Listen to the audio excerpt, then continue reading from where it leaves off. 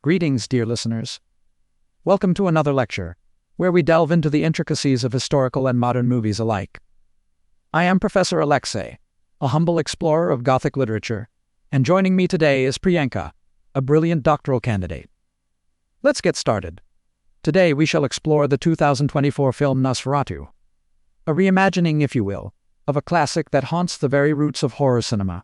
Hi everyone, I'm really excited to talk about this. Nosferatu to me seems like one of those stories that kind of never loses its touch, you know? It's fascinating to see how it keeps coming back in new forms. Indeed. To start, we must first understand what Nosferatu signifies within the larger context of horror films and literary adaptations. Originally a 1922 silent horror film, Nosferatu is an unauthorized adaptation of Bram Stoker's Dracula. It catapulted Count Orlok, a stand-in for Count Dracula, into cultural consciousness with its groundbreaking visual style and thematic depth. This brings us to, fundamentally, how the Gothic horror genre seeks to blend fiction with a palpable sense of dread, often intermingling death and romance. It's like this film became a blueprint in a way. Maybe not in the strictest sense, but isn't it interesting how real emotions and supernatural elements are intertwined here? And how it's still affecting films made in 2024. Precisely. Now, moving forward, filmmakers engage with Nosferatu not merely as a narrative, but as an exploration of cinema itself. It is important to understand that the 2024 rendition joins a distinguished lineage, building off ideas delineated by its predecessors. Robert Eggers masterfully weaves Gothic horror elements with modern filmmaking techniques, thereby reshaping conventional horror boundaries. Let's proceed to the next point. Nosferatu, as a cultural artifact, has influenced modern cinema profoundly. Movies today owe much of their eerie atmospheric qualities to the brilliant expressionist techniques of F.W. Murnau's creation. This connection spans nearly a century, driving the thematic and aesthetic roots of horror, generating a dynamic interplay that remains fresh and relevant. I think it's sort of captivating how a film that was made nearly 100 years ago still finds new meanings today. I guess Eggers' version offers new perspectives on classic themes. It's not just a remake, but kind of an evolution, isn't it? Certainly. This logically leads us to Eggers' collaboration with Jaron Blaschke, the director of photography, to craft an immersive visual narrative.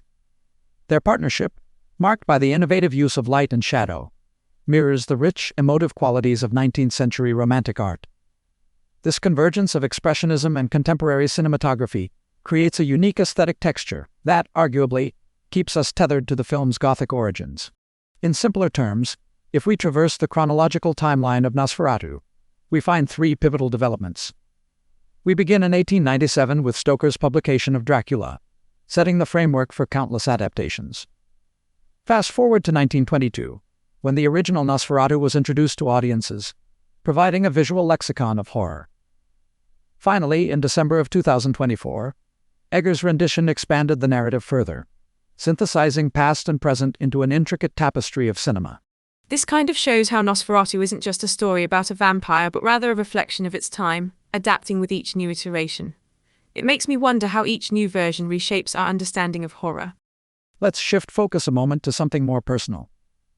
My own fascination with Gothic literature, beginning with explorations of vampirism within Russian folklore, fostered a significant scholarly interest in how these narratives grapple with human fears and societal constraints. It is a lens through which we can explore not just fear, but psyche and symbol. On to our next point, I pose this question. What cultural impact did the 1922 Nosferatu foster? And how does this inform its modern remake by Eggers? The original established a filmic vocabulary that future horror films have drawn from extensively, setting an archetype of terror rooted in our collective unconscious. I'm curious about how this version of Nosferatu adds creative advancements while respecting its origins. I think it's like balancing on a tightrope, right? Indeed, Priyanka. Eggers' interpretation respects the eerie aesthetic of its predecessor by elevating it with multifaceted characters and contemporary narrative structures. We see, for example, Skarsgård's vocal transformation under the tutelage of Asgerdur Junius's daughter, which provides a distinct, resonant identity to Count Orlok, adding layers of auditory intrigue to its visual contemplation. Next, we shall explore the amalgamation of classic horror with the sensibilities of modern storytelling. Eggers adeptly navigates historical authenticity. Let's say the film's setting in the 1830s, and marries it to expressive cinematography and evocative musical composition. thereby constructing a narrative that bridges historical fidelity with emergent horror narratives. So can we say that Blaschke's use of lighting really sets it apart? I kind of think it's not just about visuals, but also capturing the emotions and underlying themes. Precisely. Blaschke's technique harnesses the emotive interplay of light and shadow to replicate the moody elegance of romantic art. This approach communicates underlying themes such as isolation and obsession with uncommon depth. What we observe here is an authentic homage that simultaneously innovates. Finally, addressing the present-day aspect. What are the challenges bespoke to maintaining Gothic horror's relevance in our contemporary milieu? In our current cultural and technological context, horror has metamorphosed, placing greater emphasis on psychological nuance and technological dexterity. It makes me wonder about emerging trends. I think filmmakers today are kind of blending psychological elements with traditional horror, sort of creating this hybrid genre. Exactly. These emerging trends point towards a nuanced research area, examining how modern audiences engage with horror on a psychological level, and how technological innovations offer new dimensions of terror and empathy within the genre. In conclusion, the essence of Gothic horror, as embodied by films such as Nosferatu, invites us to ponder not merely the monstrous, but the human conditions that begat such tales. From a standpoint of both fear and poignancy, Eggers provides a noteworthy classroom for understanding horror's evolution, demanding continued scholarly exploration. Yeah, and it's interesting how a film can do that. Create a space for us to reevaluate old and new ideas.